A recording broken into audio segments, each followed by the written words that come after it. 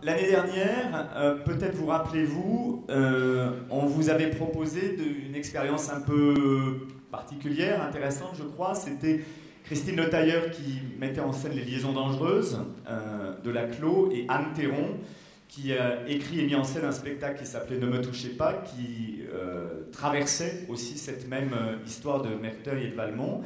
Cette année, d'une manière complètement différente, on invite deux spectacles qui retraversent la figure de Médée.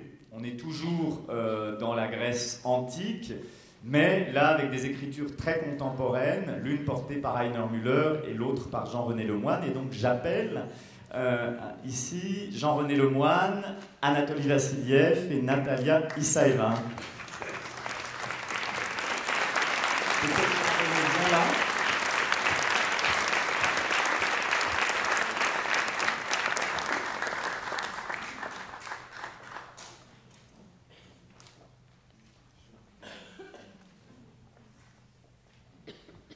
Alors, donc, Jean-René Lemoine va vous parler de ce spectacle qui s'appelle Médée, poème enragé, qui est un spectacle qu'il a écrit, mis en scène et qu'il interprète. Hein. La particularité des deux spectacles dont on va vous parler, c'est que ce sont ce qu'on appelle des solos, mais des solos très particuliers dans la mesure où la force dramatique développée au plateau par Jean-René Lemoine d'un côté, par Valérie Dréville de l'autre, brasse tout le théâtre. C'est vraiment des expériences très très fortes. Hein. Les spectacles, eux, ont déjà été créés, même si Valérie Dréville et Anatoly Vassiliev vont retravailler longuement le Médée matériau. Et donc le deuxième spectacle, c'est le Médée matériau écrit par Rainer Müller, que met en scène Anatoly Vassiliev avec Valérie Dréville. On va commencer par Médée, poème enragé, Jean-René. Je suis très très heureux de t'accueillir ici. Auteur, acteur, metteur en scène. Pourquoi la figure de Médée? Faut-il préciser que Médée, c'est toi? Pourquoi? Comment?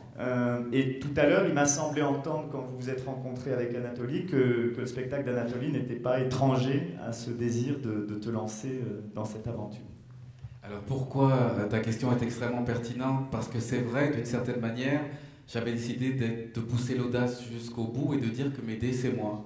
Et donc, c'est en quelque sorte un autoportrait en Médée. C'est décider de retraverser le mythe pour pouvoir dire des choses que je considère comme innommables, comme indicibles, dans la mesure où le mythe dépasse tout concept moral et permet de transformer l'horreur en or par la puissance de la poésie. Et cet aspect comme ça du texte, de la langue, du poème, me permet de parler de la rage qui traverse le mythe de cette femme qui est désespérément, atrocement, éperdument amoureuse d'un homme qui s'appelle Jason et qui acceptera et qui choisira de tuer ses enfants quand elle sera abandonnée par cet homme et qui choisira de tuer cet homme à travers le meurtre des enfants. Et en effet, quand j'avais vu il y a quelques années le spectacle de Vassiliev et la prestation de Valérie Dréville, je m'étais dit que c'était impossible de revenir sur ce mythe et qu'il me serait désormais impossible d'écrire ce texte. Et ce spectacle m'a tellement hanté qu'à un certain moment, le temps passant, le désir étant fort, et cette interdiction que je m'étais auto-infligée de ne pas l'écrire est devenue un désir impérieux, furieux de retraverser cette chose. La deuxième raison, tout est furieux dans ce spectacle. Tout est de furie et de douceur, de passion, de monstruosité et d'amour, d'amour sacré, d'amour impossible. Et en fait, il me semblait personnellement impératif d'essayer de faire cet autoportrait en Médée, parce que ça me permettait de me raconter, osons le mot, en étant à la fois dans l'impudeur et dans la pudeur totale, c'est-à-dire dans la pudeur de la poésie, dans la pudeur du récit. Et cette Médée, en fait, c'est le trajet de cette femme qui quitte sa patrie et qui quitte sa famille, que je considère comme une famille toxique, donc il y a un aspect psychanalytique dans la pièce, et qui choisit un homme qui s'appelle Jason, pour la délivrer de l'asphyxie dans laquelle elle se trouve. Il se trouve qu'on ne s'échappe jamais, qu'on ne fuit rien, et que Jason est en quelque sorte, en tout cas pour moi, le substitut du père, et que c'est celui par lequel elle tue le père, et en même temps, elle retrouve le père en lui. Et à la fin de l'arc de cette histoire, de cette Médée, poème enragé, quand elle aura d'une certaine manière tout perdu, elle aura perdu l'amour, elle aura tué Jason d'une certaine manière symboliquement en ayant tué ses enfants, elle ne sera pas punie parce qu'il n'y a pas de morale, elle est enlevée sur un char ailé, mais après qu'est-ce qu'on fait quand on n'est pas puni?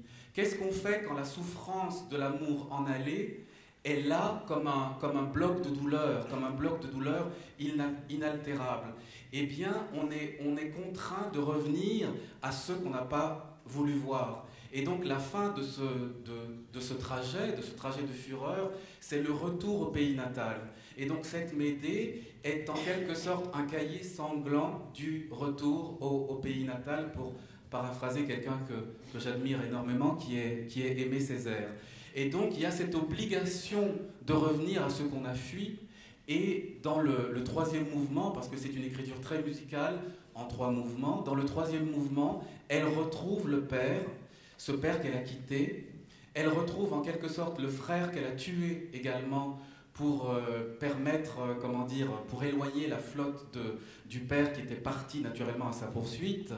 Et elle a ce face-à-face avec le père mourant. Et en fait, elle cherche désespérément à obtenir le pardon du père, et elle va jusqu'au bout de son parcours.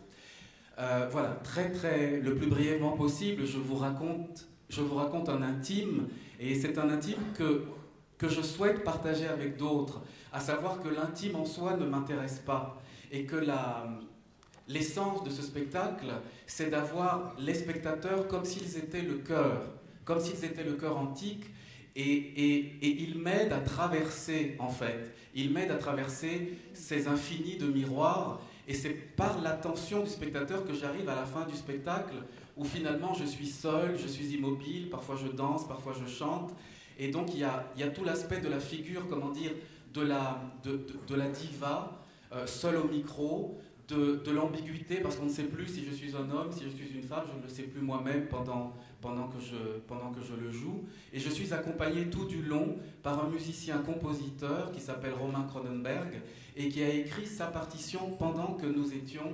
en répétition.